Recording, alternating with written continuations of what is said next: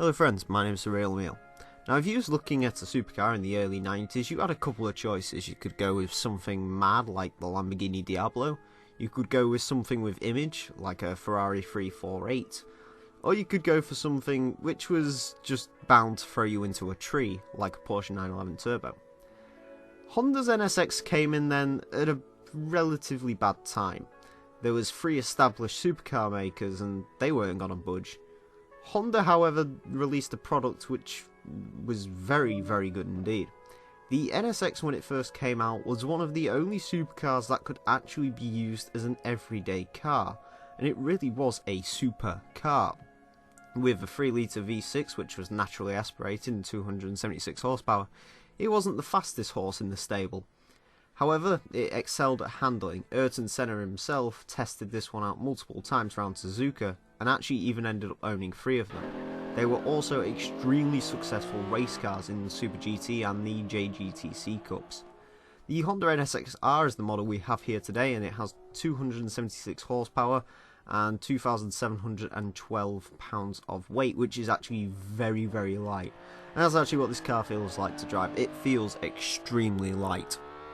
As far as you're wondering where this car is PI-wise in the game, it's a high-ish C-Class car, so we're not expecting it to go and mix with the Ferraris and so on. But it'd be interesting to see how this car will do compared to the sports cars of today. To drive, the NSX is actually a very nice car. It has lots of turning grip and you can take so much speed through the corners, it's unreal. This car's biggest downfall really is the lack of straight line speed and the fact that the rear end is a little bit slidey. I assume this is because the car is so light. When a car's light in Forza, especially Forza 5, the rear end does feel like it wants to move and jiggle about as much as possible.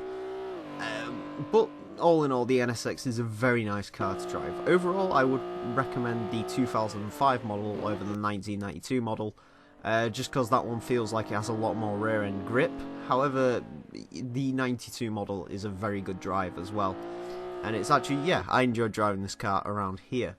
Anyway, when we go on to the times, the Honda NSX-R goes into 61st with a 124.579.